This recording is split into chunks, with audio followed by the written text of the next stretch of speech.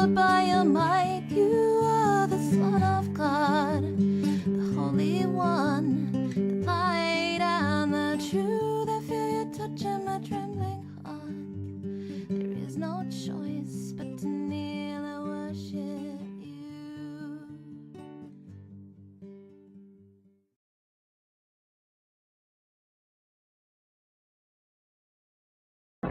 Hi guys, welcome to my today. I'm going to start today with some music. I have decided to follow Jesus. I have decided to follow Jesus. I have decided to follow Jesus. No turning back, no turning back. The world behind me, the cross before. Yes, the world behind me, the cross before me. The world behind me, the cross before me. No turning back, no turning. Though none go with me, though none go with me, still I will follow. Though none go with me, still I will follow. Though none go with me, still I will follow. No turning back, no turning back. I have decided to follow Jesus. I have decided to follow Jesus. I have decided to follow Jesus. No turning back, no turning back. I have decided to follow Jesus. Yes, I have decided to follow Jesus. I have decided to follow Jesus. No turning back, no turning back. Though none go with me, still I will follow. Though none go with me, still I will follow. Though none go with me, still I will follow.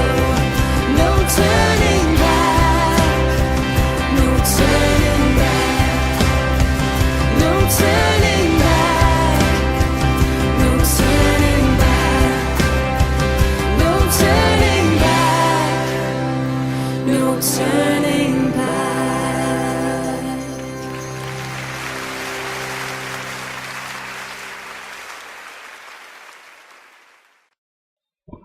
Today I want to ask you, have you ever been in a dark alley all by yourself? Doesn't matter whether you've walked through the alley 1,000 times, there is still an unsettling feeling about going there all alone. There aren't many alleys in country towns, but there are valleys. In many ways, valleys can be similar to alleys. Sooner or later in life, all of us will face either a valley or an alley. And in recovery, we are reassured by God that He is the God both of valleys and alleys. Today, do not be afraid of anything. God is in control, and He will not allow you to face the alleys and the valleys alone. In recovery, we all have people who will want to count us out, but I want to encourage everybody who's listening not to join them in the countdown.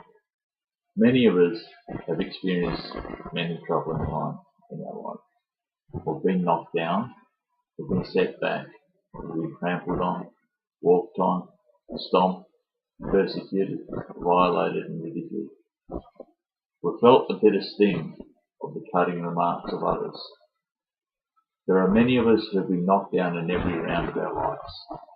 Lost jobs, broken marriages, failures, disappointments, death, and lost opportunities. Many of us have people watching us from a distance who believe that because we've fallen so many times, the outcome is inevitable. I want to encourage everybody, don't give up, because it isn't over till it's over. Many of us in recovery still don't know the Lord. There are many people who walk the recovery road without knowing it.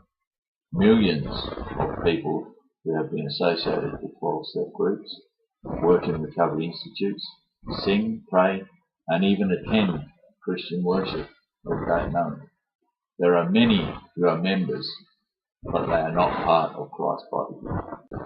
I want to ask you, is it possible to walk with a person and not know them? Is it possible to live in the same house as people and not know them? Often people live with each other for many years, only to discover a side of their partner that they had never known before, because no situation has ever arisen in their relationship for them to get to know that part. There are many who have never seen their mate cry or handle devastating defeat or sickness. Some are surprised to learn that they've been living with a stranger. Even family members can get to be strangers in our own houses. We become strangers when we know little about each other's dreams and aspirations. Parents who are unfamiliar with the social lives of their children become strangers. Children who don't really know their parents as something other than simply parents usually are strangers in the same house. Even in recovery meetings, it is possible to sit next to someone week after week for years and not know much more about them than their name and what their addiction is. Roy Orbison wrote a song titled You Don't Know Me. He sang about a man who was really the best person for the woman of his dreams. But the woman took somebody else as her husband because you don't know me. Husbands and wives should get to know each other. Co-workers should get to know each other. Recovery members should get to know each other. By doing so, we're all better able to see how each of us is trying to work recovery in the light of God's promises for us. The Holy Spirit motivates us in recovery to continue. There are times when He has to take extraordinary means to motivate us, and there are times when motivating us is very easy. Jonah tried to go in the wrong direction, ignoring God's warning. After 3 days in the belly of a whale, he was motivated to do the right thing. The same was the case with Saul, who had to be stricken blind in the Damascus road, and after 3 days and nights of blindness, he was motivated to do the right thing. The Holy Spirit directs and motivates us in our recovery every day. Moments when we find ourselves faced with the impossible, we come to a complete halt, and it's only through the prompting of the Holy Spirit that we get going again. The same is true when we are saved from big mistakes. Sometimes it's the stumbling blocks that frustrate us in our lives that save us from getting into trouble. When we're motivated to go the right direction by the Holy Spirit, it's usually not a problem to give praise to God. When we're going through tough times, we need to remember that God is with us always. The Holy Spirit is with us day and night and wants to guide us and direct us in the right way to live this life of recovery. Thank you for visiting Living Life Recovery. I want to encourage you this week to get to know somebody a bit better.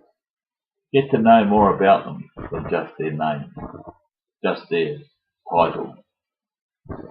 Get to know their dreams and their aspirations, and get to know what you can do to assist them in their walk with God.